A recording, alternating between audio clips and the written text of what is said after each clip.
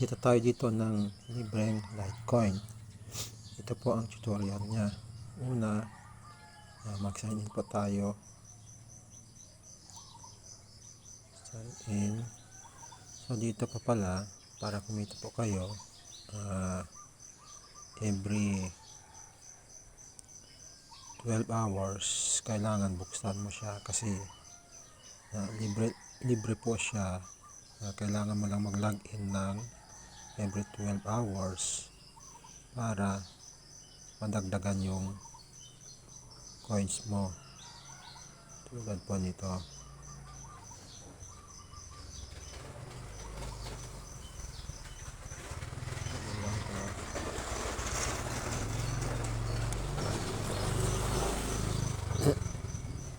Yan. Yan na po yung coins ko. So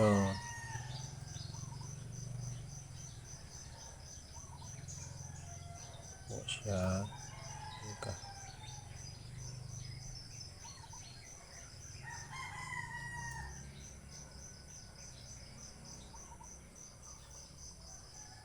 Mali.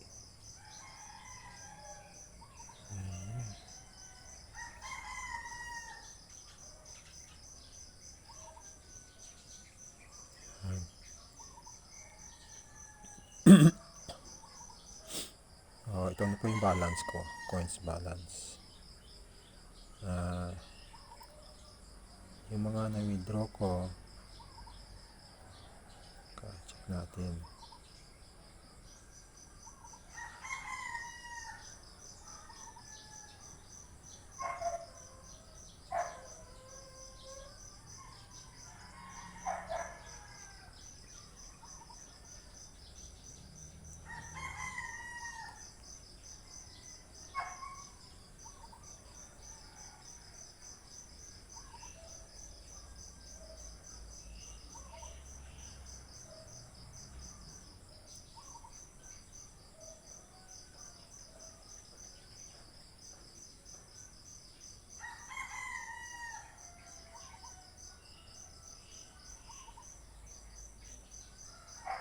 Ito yung mga na-withdraw ko na.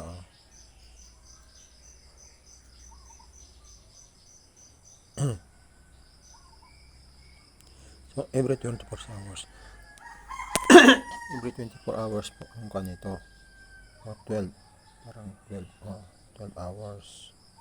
So ito na po siya ngayon. Punta tayo sa aking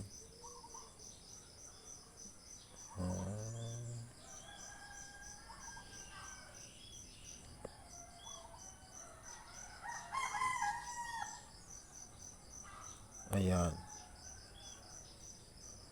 0.05 dollar.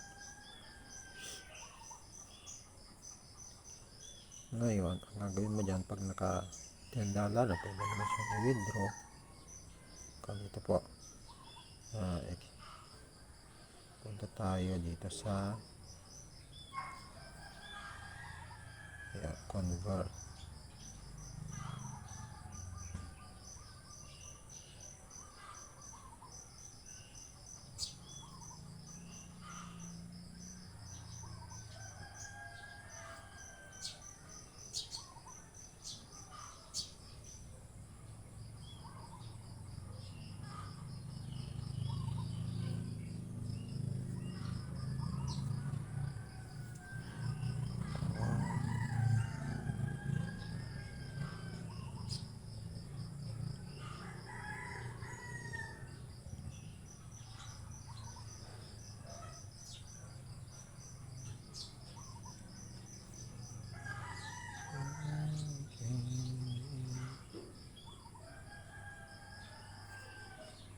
Ayan.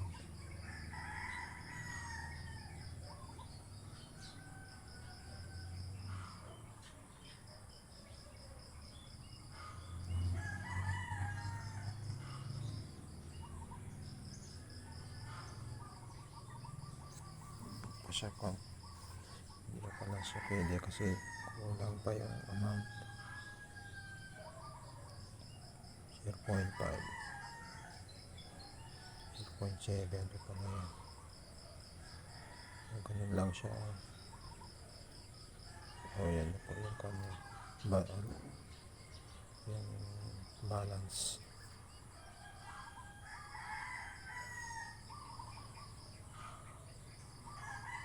Basta meron po kami. Ito yung sinasabi nilang bumaba.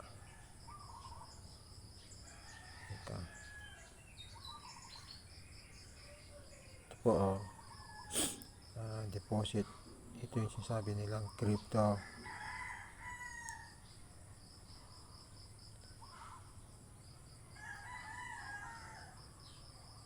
Currency mo. Diyan, dapat meron ka nito. Para diyan nila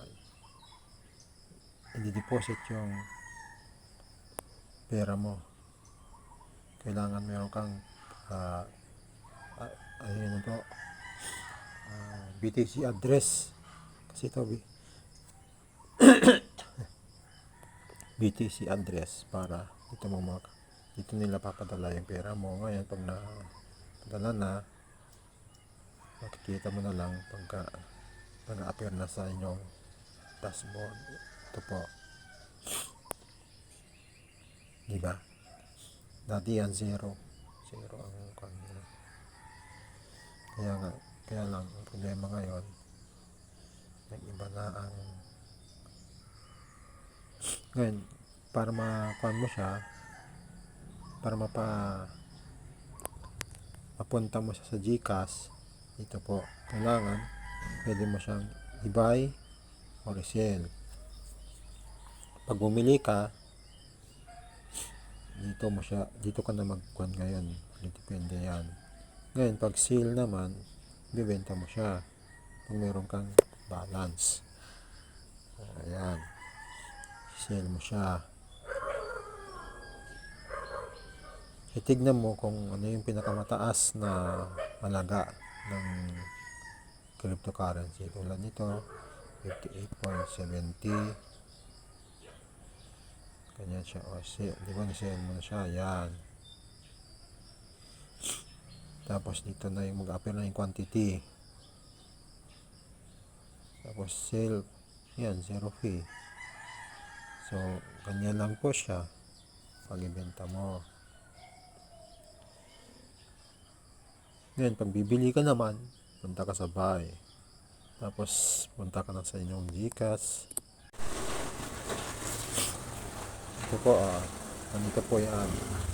Punta ka sa P2P. Ngayon, ito kasi naka-USDT na siya. Pero pwede namang BTC, pwede mo siyang palitan.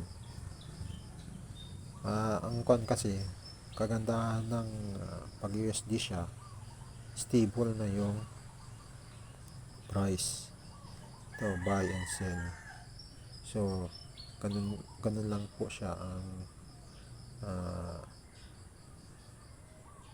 i-process yung para makuha mo yung pera mo.